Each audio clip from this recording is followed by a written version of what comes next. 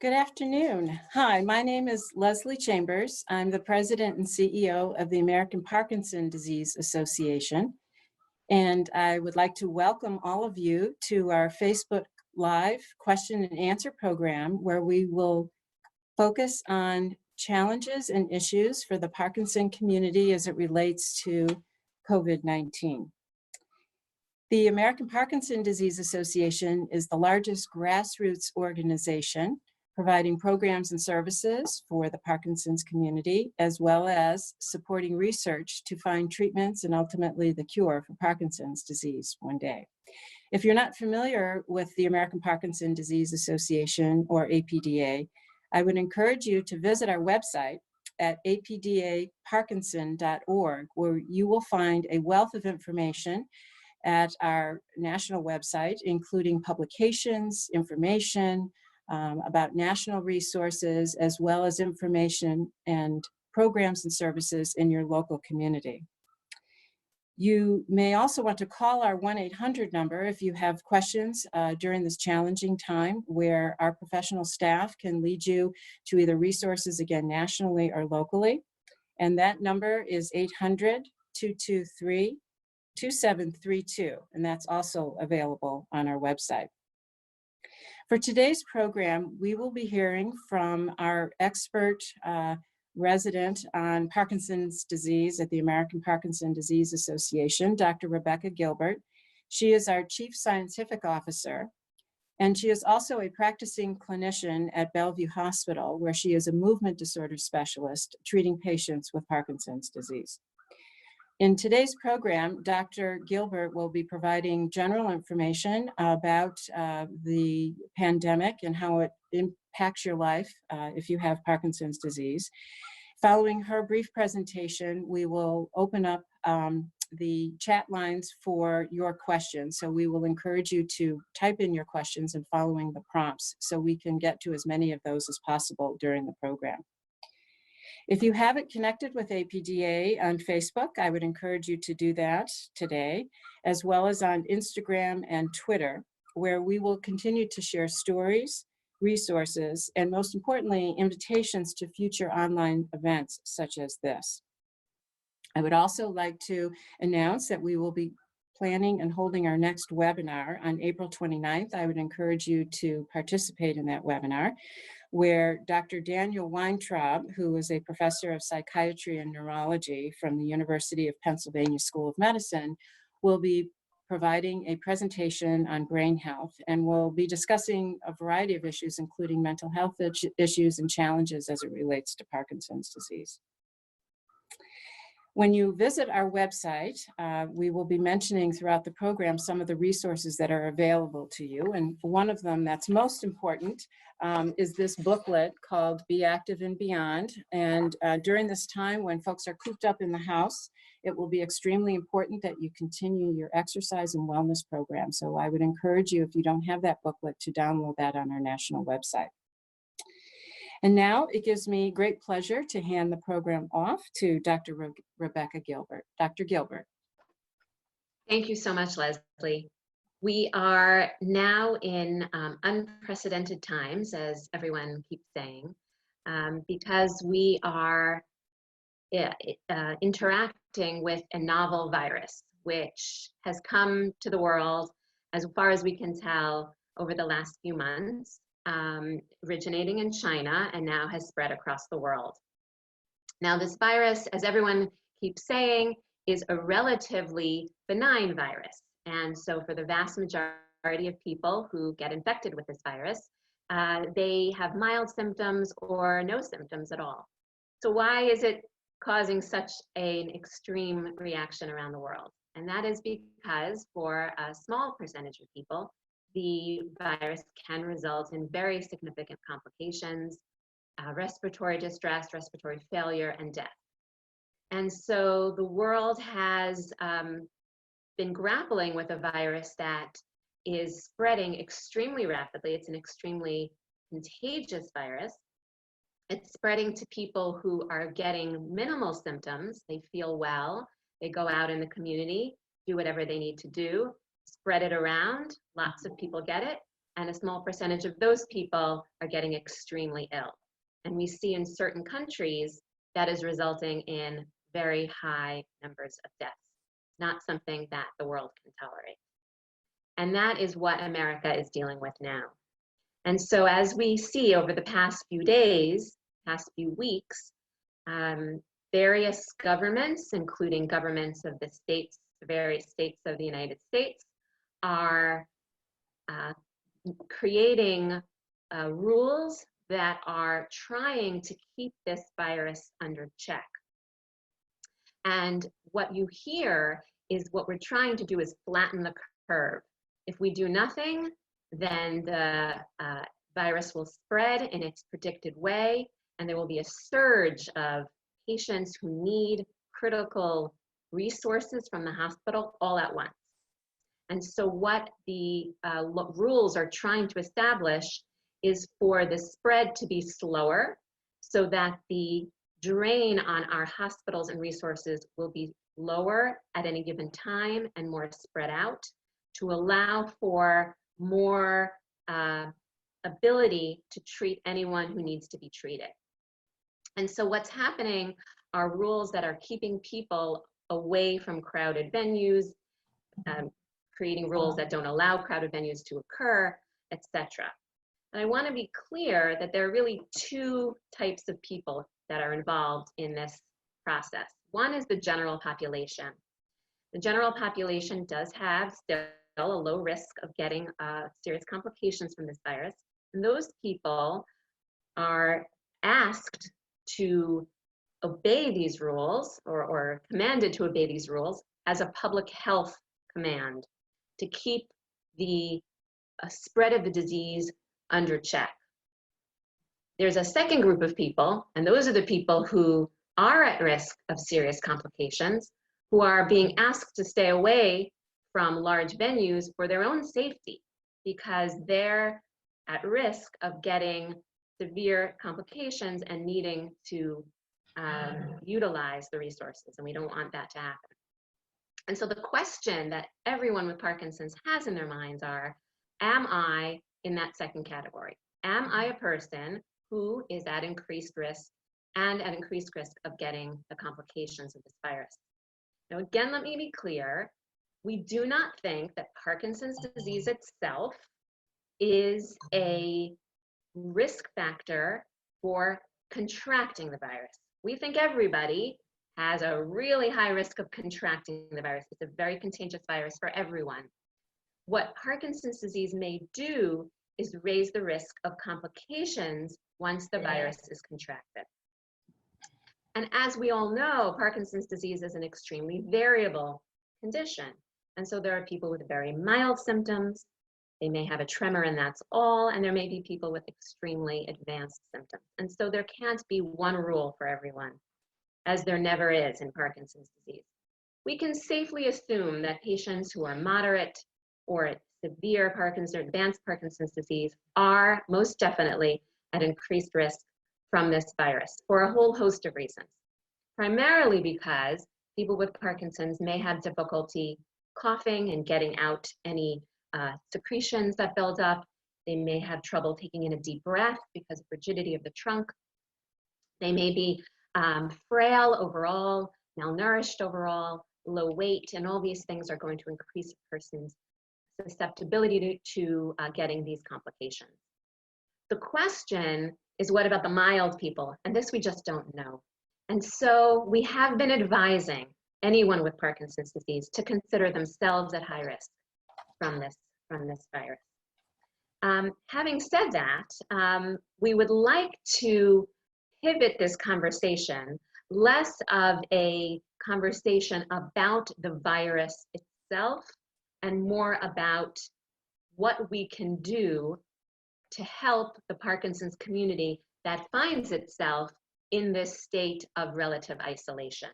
And so we'd like, over the course of this Facebook Live conversation, to discuss ways to stay connected, to stay exercising, and to stay engaged. All extremely important things that one with Parkinson's disease has to continue doing for health, for wellness, and to keep the Parkinson's really at bay. And so that is really our focus today. Great. Thank you, Dr. Gilbert. I see that we have our first question from the audience today. It's coming from John B., and he would like to know, does PD qualify as a so-called underlying medical condition? Right, so that is the ultimate question.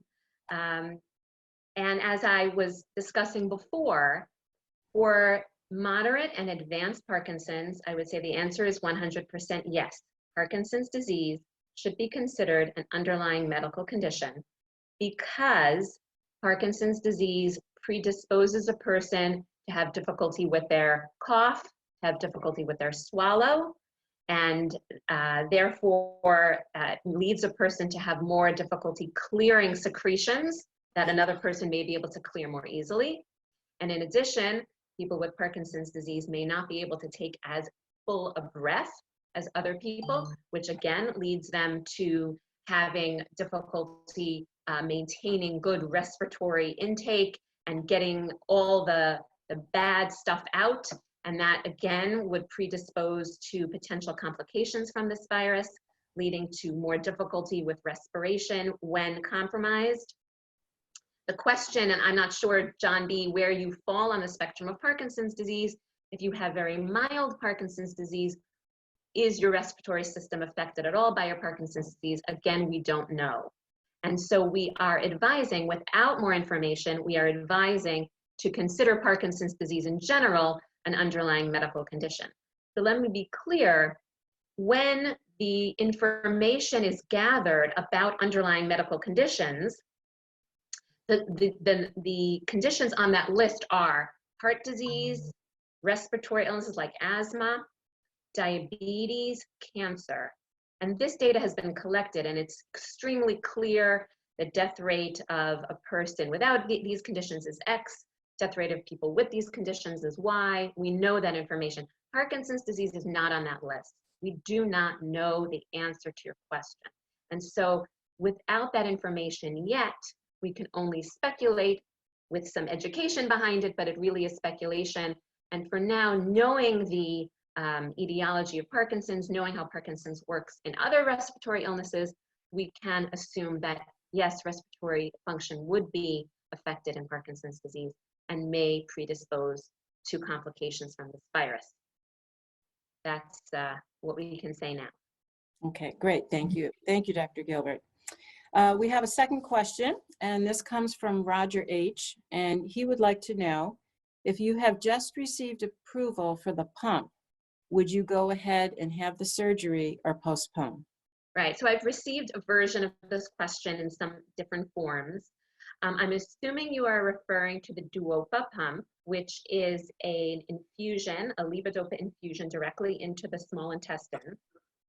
This is a surgery that's performed typically on people who have a lot of difficulty taking the oral medications, because the oral medications give high surges of the medicine, resulting in potentially uncontrollable movements like dyskinesias, and then the person has a low level of their medication and they're cycling throughout the day.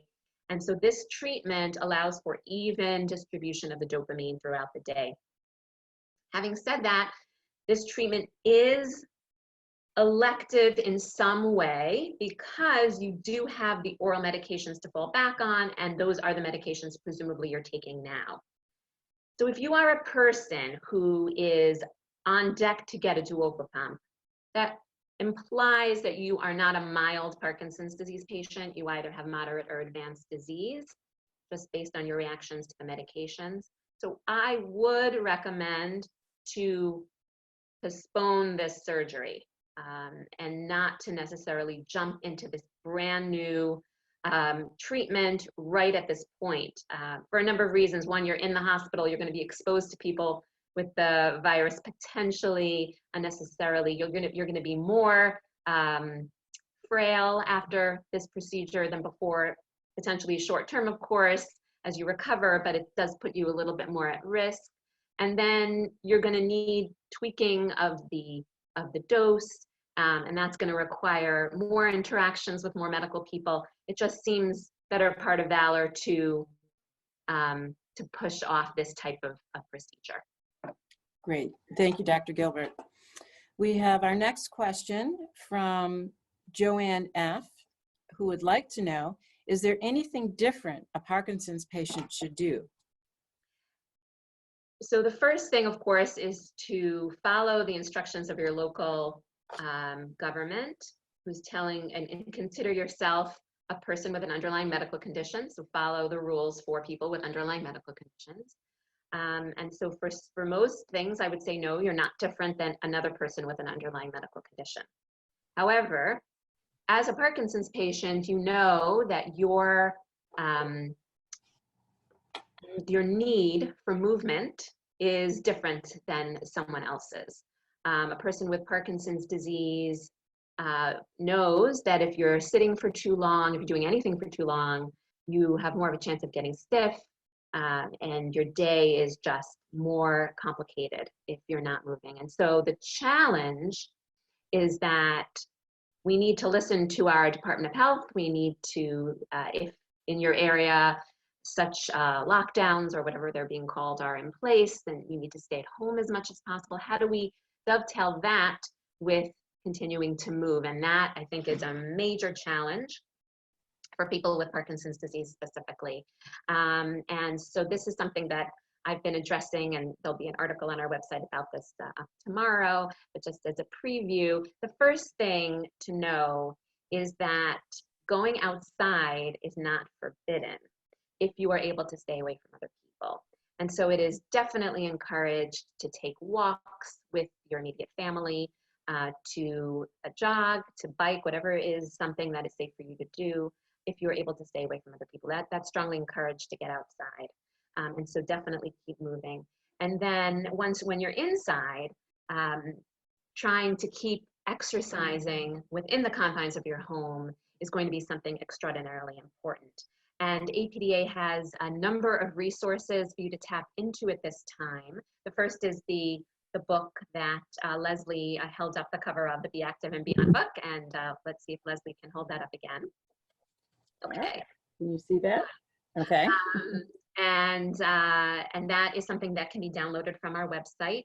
You would go to apdaparkinson.org, and you would go to educational resources, and it's under publications, and you can download that and follow the exercises on your own.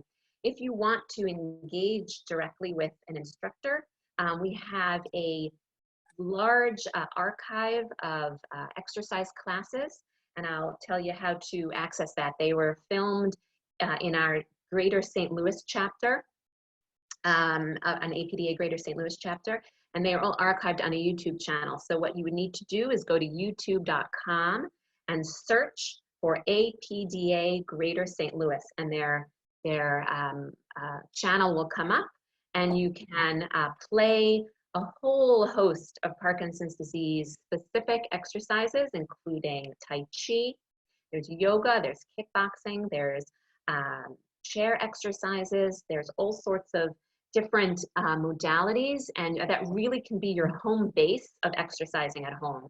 There's such a plethora of material. You can do a different video every single day until this is over. And so I really encourage everybody to do that. So that's youtube.com, and then search for APDA Greater St. Louis, and you can access all that wonderful information.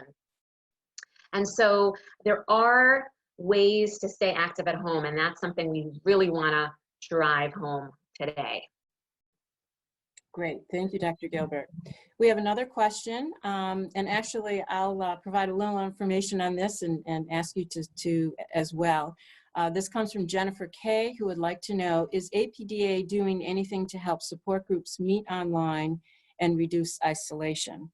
And Jennifer, this is something that we're very concerned about as an organization. How do we reach out into all the communities to help with this isolation? And so we are looking at some creative ways of getting small groups or larger groups together online. Some are already doing this, and there are some resources available for this. One of the things we're also implementing is through our information referral centers and chapters, our program staff are actually calling folks individually and making sure that folks who are already in existing support groups are checking in on one another. We've had some volunteers from some of the support groups who are willing to pick up groceries and do those things, of course, following local public health guidelines. So we will be looking at what are the best practices across the communities and then instituting some of those, we hope, nationally. And Rebecca, I think you probably have some ideas on some of this as well with support groups in isolation. Right, absolutely. I mean, this is really key, and people who are used to going out and interacting with people are all finding this isolation so difficult. There are thankfully many online platforms that can be utilized to move things online, and we are joining the bandwagon to get that to happen as well. So please stay tuned about that. Okay, and I think, I'm not sure if we mentioned smart patients, but that's one thing that's available too, and that's on our national website. Right, that's a great point. We have sort of an online forum that's already up and running that you can access on our website, and that would be a great substitute until the online support groups get activated. Great. Thank you, Dr. Gilbert.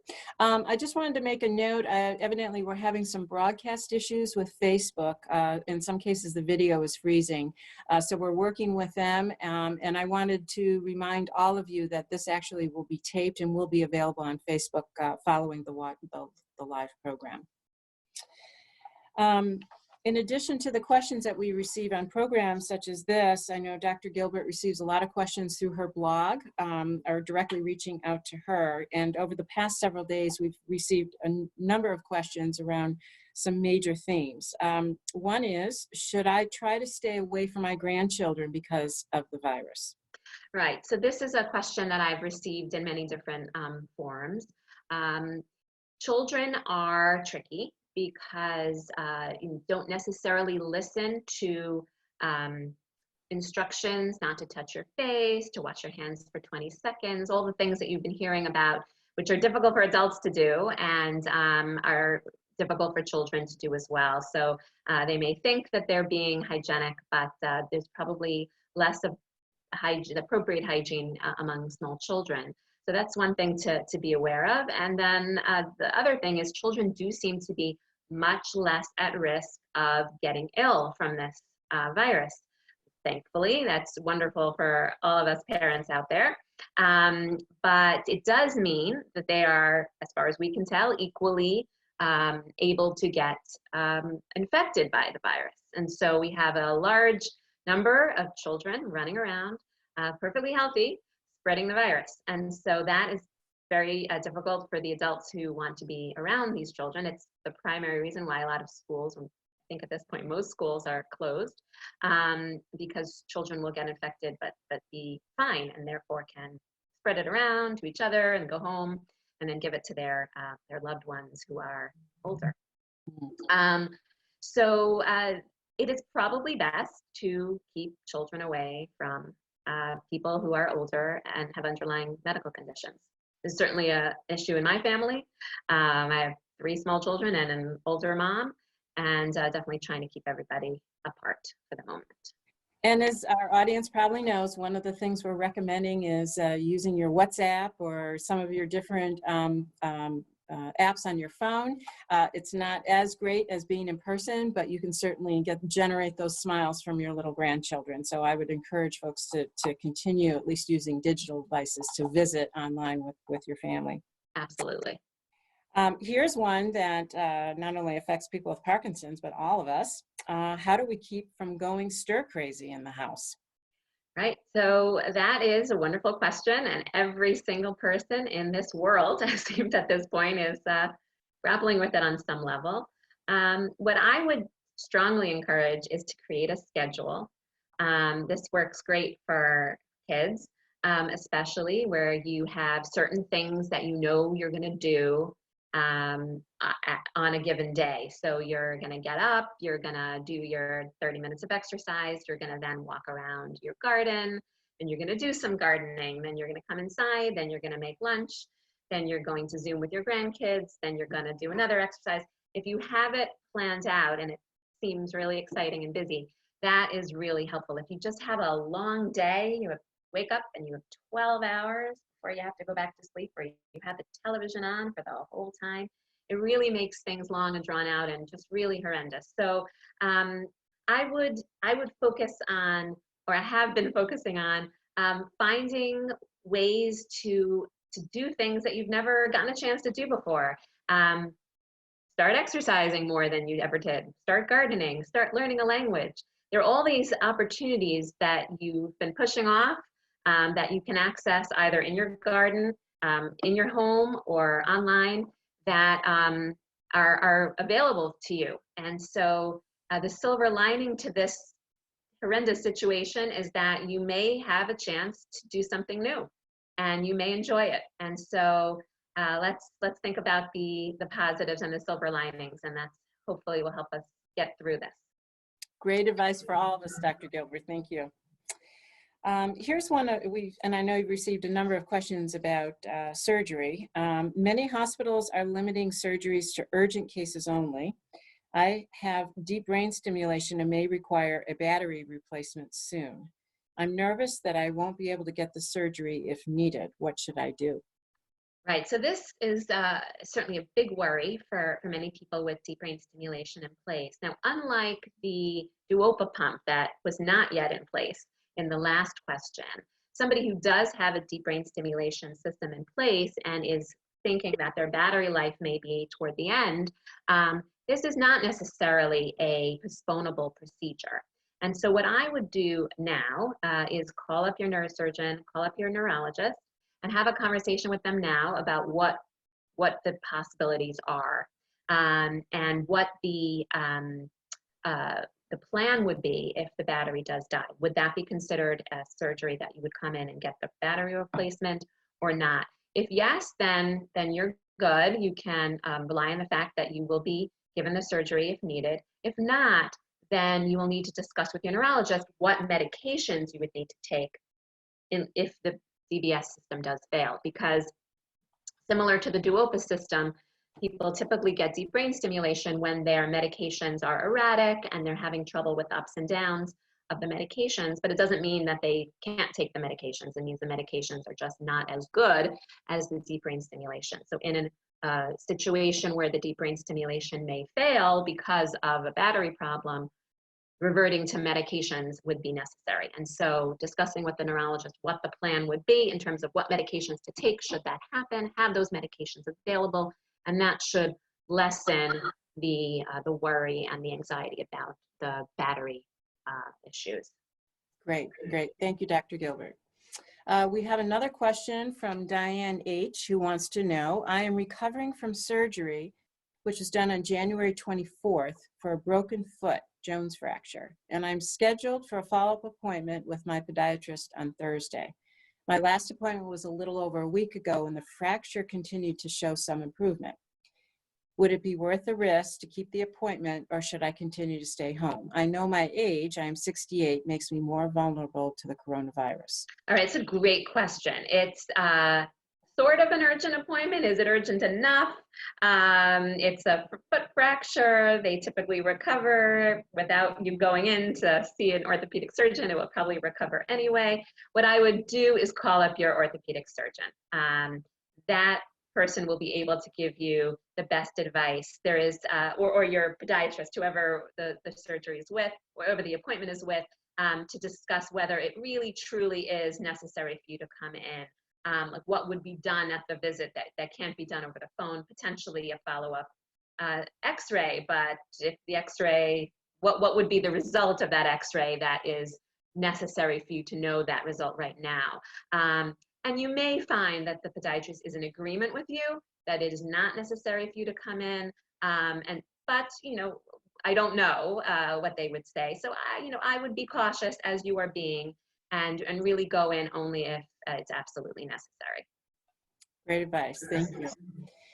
We have another question, Dr. Gilbert. David C. asks, is there any evidence that the antiviral Amantadine could be preventative with regards to COVID-19? I see that it was studied regarding SARS. Right. I also read a little bit about this. We definitely do not have enough information. As you all know, or many of you know, amantadine was originally designed as an anti-flu medication, and that it was on the market for influenza, and which is a virus, but is not COVID-19, as you know. And when it was taken by people with Parkinson's who had the flu, they discovered that their Parkinson's symptoms were better. So it was very sort of fortuitous that this connection between taking amantadine and having Parkinson's came to be. And then it was studied separately as a medicine for Parkinson's, and now by and large is not used for the flu, is used for Parkinson's disease and also used for dyskinesias in Parkinson's disease. So whether it's going to show efficacy against the COVID-19 enough to be actually useful, I don't know. I don't think that's known yet, but it's certainly exciting that that possibility, as well as many, many others, many drug companies are rushing to the scene to try to develop medications. A number of medications are already in clinical trial. There's a vaccine already in clinical trial. So one thing that all these predictions about what may happen, and there's so many different predictions about what may happen, what they don't seem to take into account is human ingenuity. And I have a lot of faith in humans that we are going to come up with something that may stem the tide in some way. Obviously, that isn't a sure thing, but certainly something that we have to keep in mind, that we have to consider all the different potential treatments that may help this virus eventually. So if amantadine is helpful, then fantastic, but we just don't know that yet. Okay, well, I agree with you, Dr. Gilbert, on the optimism. We all could use a little more optimism, so thank you for that.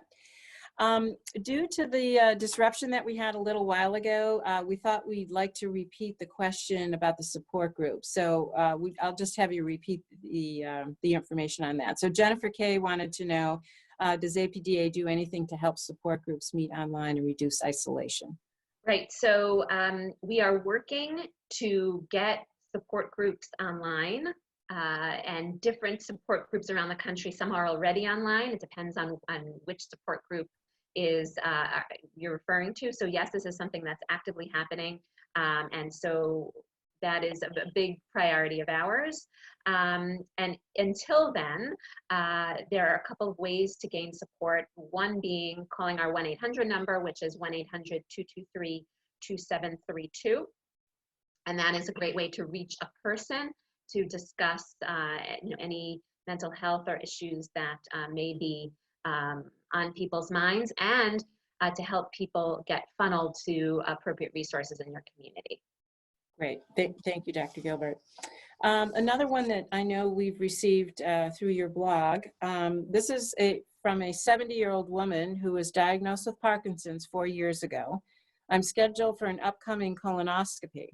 My father had colon cancer, and I have an increased risk for colon cancer too. Do you think it is safe for me to interact with the medical staff at this time, or should I postpone the procedure? Right, so this is a difficult question to answer. It depends what the rules are in your community. Your gastroenterologist may be canceling this procedure regardless, or maybe going ahead with it. It very much depends on what your risk of colon cancer is. I mean, nobody wants the result of this lockdown for there to be unintended consequences, medical consequences for people who are not getting care or pushing off care during this time. So it's really quite a delicate balance. Typically, colonoscopies can be pushed off a few months without any problems. But if you have a high risk of colon cancer, you have a high family risk of colon cancer, you may have had polyps before, you may have bleeding in your stool, there's 100 different variables. But you and your gastroenterologist will need to discuss together the risk of needing to find the colon cancer early versus exposure to the virus. Typically, I would say the procedure will likely get canceled or postponed, I should say, but that very much depends on your specific situation. And so that's something to work out individually. Great. Thank you, Dr. Gilbert. And our final question, this comes from one of our readers of your blog. My father has Parkinson's disease, and I usually take him to his PD exercise class once a week. The class is canceled, so how can I get him to keep moving? Right, so that's a really tricky question and something that we grapple with all the time in people with Parkinson's, whether they're in isolation at home or not. There's sometimes a big difficulty with motivation of people with Parkinson's disease. They may have what we call apathy, which is a disinterest in activities and needing to be nudged a little more than other people. So this problem is going to play out even more so under these difficult situations. But my best advice would be keep trying to encourage, keep pushing, keep coming up with exciting and innovative ways for your dad to move that encourages him and keeps him wanting to participate. And don't give up, because we all know how very important movement is, especially under these very, very difficult conditions. And Dr. Gilbert, actually, I see we have a few more questions that came in. Ann C. has a question. Is it safe for a Parkinson patient to fly? Right. So right now, the CDC and the guidelines that the president has released would say that all non-essential travel for people with underlying medical conditions should be absolutely reconsidered. What's the definition of essential travel? I'm not sure, but certainly travel is particularly at-risk time, and that's because you're sitting very close to people for a long period of time. That's really the issue. It would be the same issue in a movie theater where you're watching a long movie next to people. That's sort of what a plane is like. So there isn't really any concern that the plane itself is going to increase your risk. There's recycled air all the time, and there's a lot of a movement of the air and cleaning of the air. There are these very, very high intense filters that filter out the air in the cabin. So that's not the issue as much as you're just in close quarters with the same people for a long time. And so that does increase your risk of getting the virus. And so definitely non-essential travel of all types should be postponed at this point. Great, thank you, Dr. Gilbert. And here's one for healthcare personnel workers. I'm a nurse in a hospital. My husband is 71 and has Parkinson's disease. Is it okay for me to be around him and care for him? This is a tricky question because the nurse has responsibilities and probably feels a very large responsibility not to renege on what she's supposed to be doing. However, without a doubt, hospitals now are a big source of the virus in terms of areas which people should stay away from if they don't absolutely need to be there.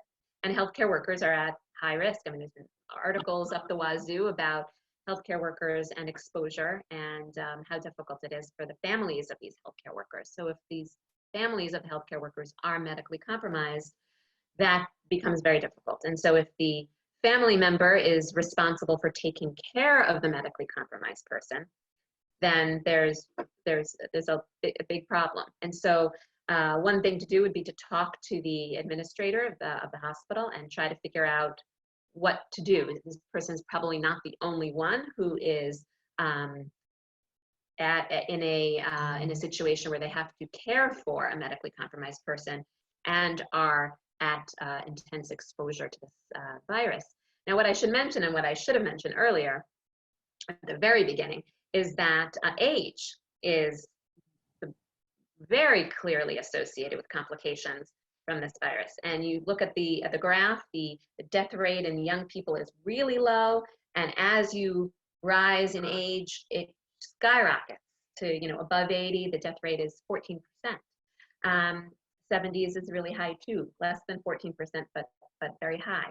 And so age alone is a risk factor, which means many people with Parkinson's will have the risk factor only because they are of the age that are at higher risk. And so if a nurse has a husband who's 71, that person herself may be at higher risk of contracting the virus from age. And so, I'm sorry, not contracting virus, developing complications from virus.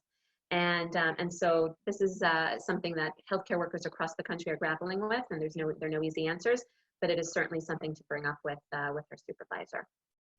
Great, thank you, Dr. Gilbert.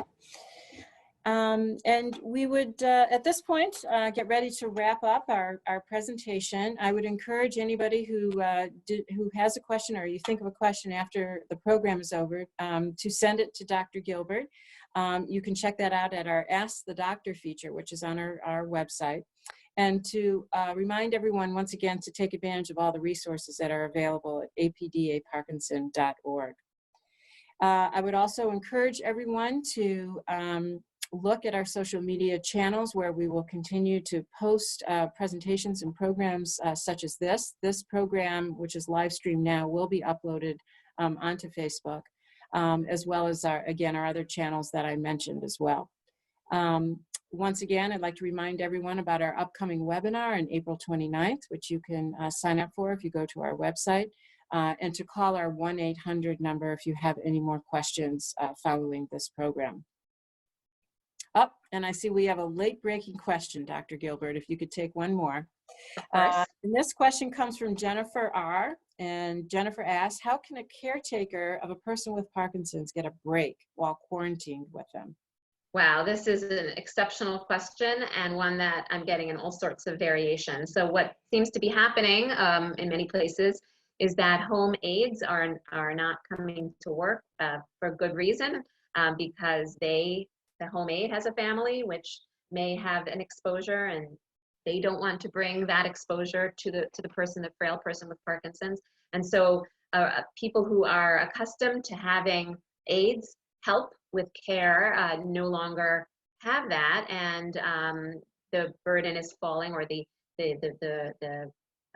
need to care for the person with Parkinson's is falling to the care partner, which was not the case before. And this person who is the care partner of someone with Parkinson's may have had sole responsibility of the person with Parkinson's for 12 hours, and the aide had the other 12 hours, and now the care partner has the 24 hours. And it's becoming very, very difficult. And there's a limited ability to get help because everybody is isolated with their family and maybe have exposures, and it's a very, very difficult situation for many people. And so how to get a break while quarantined is a great question. And so again, what I would recommend, and it's something that I see works in my family, is again making that schedule, trying to come up with we're gonna watch TV from 10 to 11, and then we're gonna take a walk around the garden, and then we're going to have lunch, and schedule the day so that it's not so overwhelming, this 24-hour period where all this has to happen, and try to break it up like that, so that for the hour of television, you can maybe step aside for a bit and take a moment for yourself, and then come back and do the next activity, and it isn't as all-encompassing.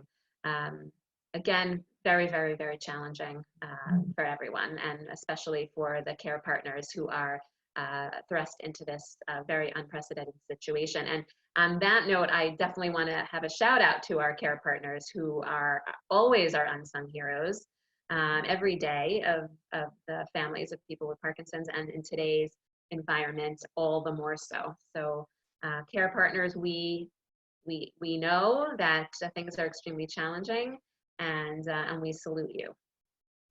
Great, thank you. And we know that in many cases it would be great if we could have care partner groups or support groups for the care partners too, when things get back to normal.